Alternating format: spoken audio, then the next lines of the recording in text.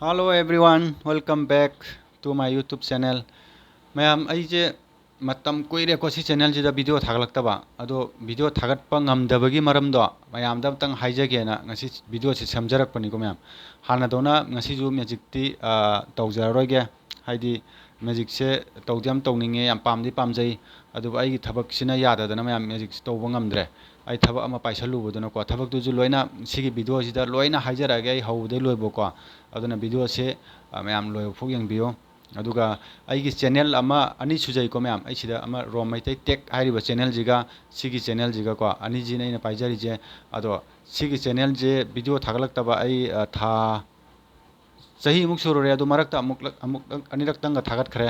अदु ngasi थागलै जो कैनोदि थागत्रगदि चैनल जे कोइना वीडियो थागत्रगदि खोइ डिमोनेटाइज तौबे को मोनेटाइज तौरबा चैनल जे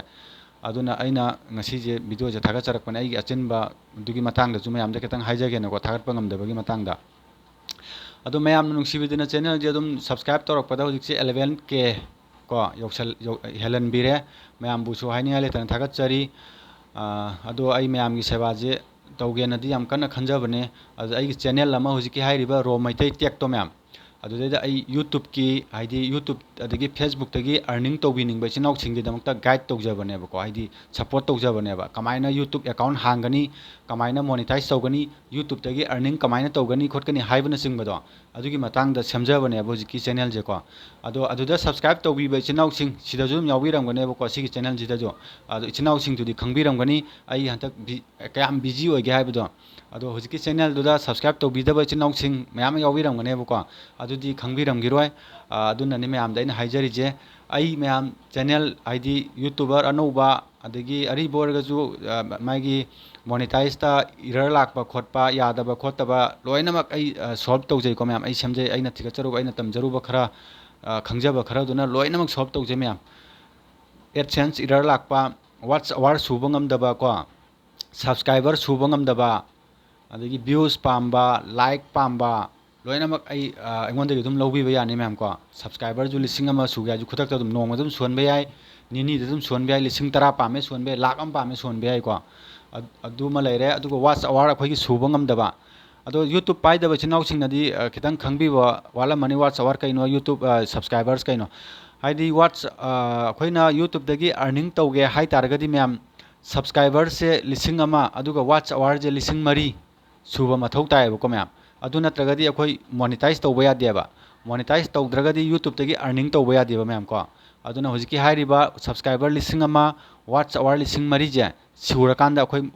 यूट्यूब तगी अर्निंग तौबा यानेबा अदु सिगी क्राइटेरिया जे सुबा ngamnadeba मैम को याम वायबा सि सुनबो होनबदा सुबा ngamdadana तोखिबजु मैम मनिको अदुगा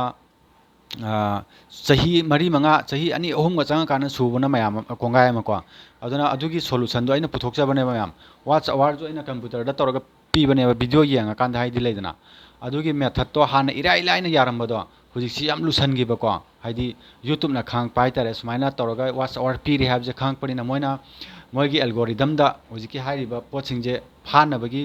हपचनगिबा हाइतारे को एआई हाइतारे ने कई हाइदोना अदमाइन तौदना खोइना वाच टाइम पीबा मतमदा ड्रॉप चटलेबको अदो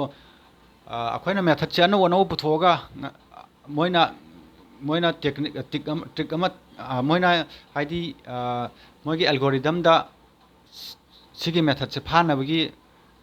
मोइना कनो अमा हापचनगिबा को अदगी अखोइना मु अदुगी मेथड तो ऑनथोकांदा अखोइना मु तोंगानबा मेथड अमा मु तौरकांदा मु पीबा वाच अवार जे को अदमाइन तौदना अमुक चैनल अनियुम अदुम मोनेटाइज ता होवेबा मैम अदुमाइन तौदना हंतक्सी खरा वाबा हाइतारे अनो अनो मेथड से पुथोकनबो होनबदा अहिंग नुंदिन तुंबा चाबा खंगदबा हाइतारे मैम को अदो अइना मयामगी मतेंग तौनेन तौरुरबनिना मयामनाजु नुंसिबिदना हुजिकि चैनल लिदजु मीजु मयाम सब्सक्राइबर जु तुम लाखपिबको इखंग खंगौदना अदुम हुजिक 2K यौगरे को मैम अदगी अदुदसु अदु मयामना WhatsApp ता कइदा मेसेज थाबिरकपा खोटपिरकपा अइना मयामदुगा लोइनन अदुम लैमे आई लैबदु नुंगाइजबगी को अदुदा अदुम आइजे इंटरेस्ट ओइगरेबा चैनल अमदुदा को अदु सिगी चैनल जे काउबदि नते मयाम सिगी चैनल जिगी सब्सक्राइबर सिंग बु अइना काउबदि नचदे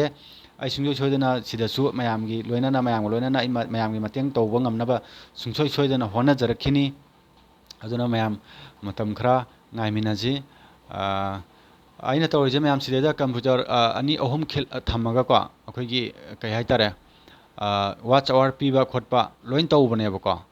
subscriber píba adagi likes adagi Facebook followers mayam pambiraju dum habiro aduga YouTube hangbidribe channel sing YouTube ta interest lei channel sing nako YouTube se paisa phajana tanba yaba akhoi platform amani ko social media platform YouTube khata nate Facebook su ko adagi Instagram ju ado moije akhoi kamai sinagani abdu haitagadi yade danako ado haitabado ai adum guide tawjage adum interest leiragadi hojiki hairiba ai ro maitai tek to subscribe to sanbiro aduga ai WhatsApp number ju adu loina yawbani adu tawrakanda khangning ba loina mak khangbiba yagani ko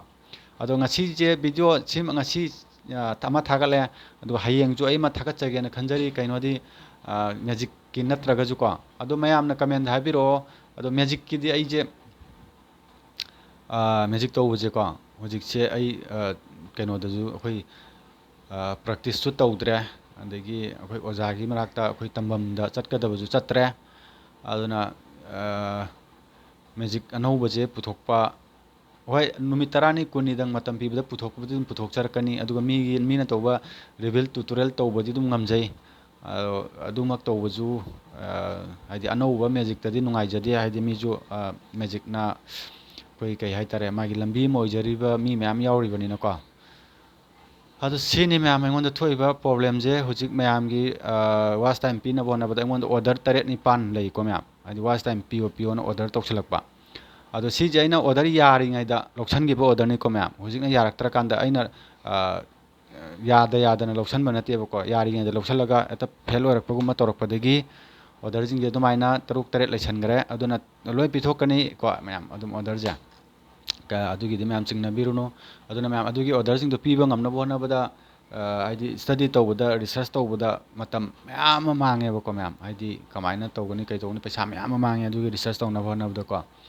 aduna ni mayam adu hayeng joi video ma thaga charake YouTube ki matang doiro amagi matang doiro ai hayeng ga video ma thaga charake nongmani ni numit tarani kunni dang ai leptana thaga chagen khali ai gi subscriber sing jiga ai unadaba comment toroktaba diwari chanadaba koire adu comment macha am pibiramo mayam nungai ribra kamai tawri lan gi lan awabaju mayam tahale